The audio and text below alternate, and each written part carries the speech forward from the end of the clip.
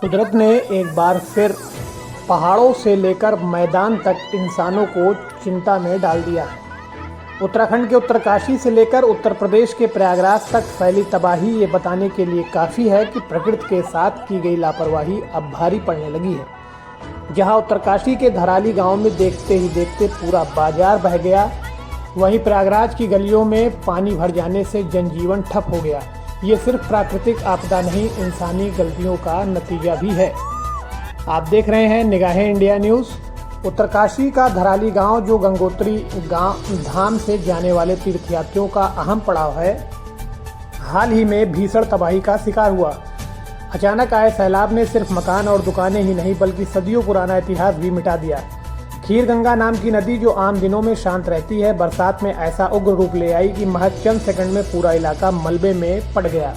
इस सैलाब ने कल्प केदार नाम के उस मंदिर को भी नहीं बख्शा, जो करीब 15,000 साल पुराना था।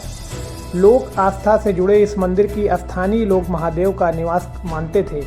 अब यहाँ सिर्फ मलबा है, टूटी हुई आस्था है और आंखों में आंसू। हालांकि शुरुआत में दावा किया गया कि बादल फटने से यह त्रासदी हुई, लेकिन मौसम विभाग ने साफ किया कि उतनी बारिश रिकॉर्ड ही नहीं हुई, यानी बादल फटने जैसी स्थिति नहीं बनी।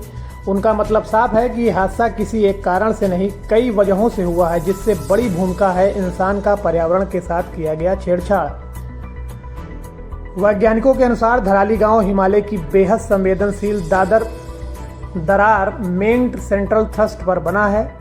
ये इलाका भूगर्भीय रूप से पहले ही खतरे में है, लेकिन इसके बावजूद यहाँ लगातार निर्माण होते रहे, सड़कें चौड़ी होती रही, पहाड़ों को काटा जाता रहा, नदियों के बहाव को नज़रअंदाज किया जाता रहा। नतीजा ये हुआ कि जैसे ही पानी का दबाव बढ़ा, पूरा इलाका ढह गया।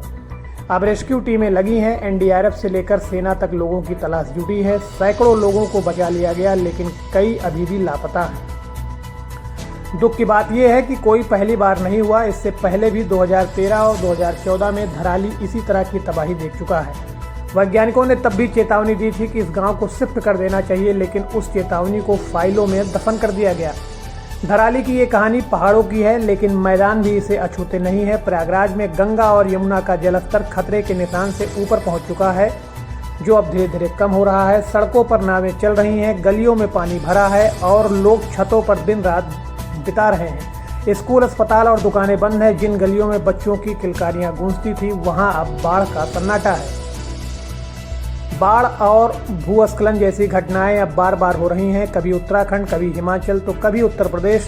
इसकी वजह सिर्फ भारी बारिश ही नहीं, बल्कि वे नीतियां हैं जो बिना पर्यावरण सोच के बनाई गई हैं। सड़क निर्माण, हाइड्रो प्रोजेक्ट, अवैध खनन, पेड़ की कटाई, तकरीबन बस्तियां, ये सब आपदा को न्योता दे रही हैं।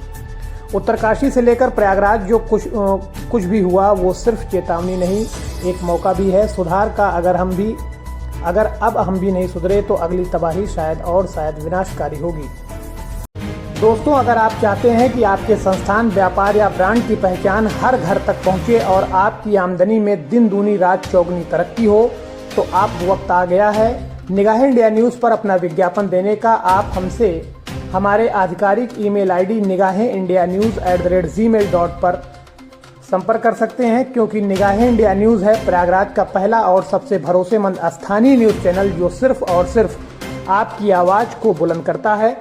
अगर आपको ये वीडियो पसंद आया हो तो आप इसे लाइक, शेयर और चैनल को सब्सक्राइब करना बिल्कुल ना भूलें। ऐसे ही ताज़ा और ज़मीनी खबरों के लिए, प्रयागराज की खबरों के लिए आप हमारे साथ जुड़े रहिए। मिलते हैं अगले वीडियो में, तब तक के लिए जय हिंद।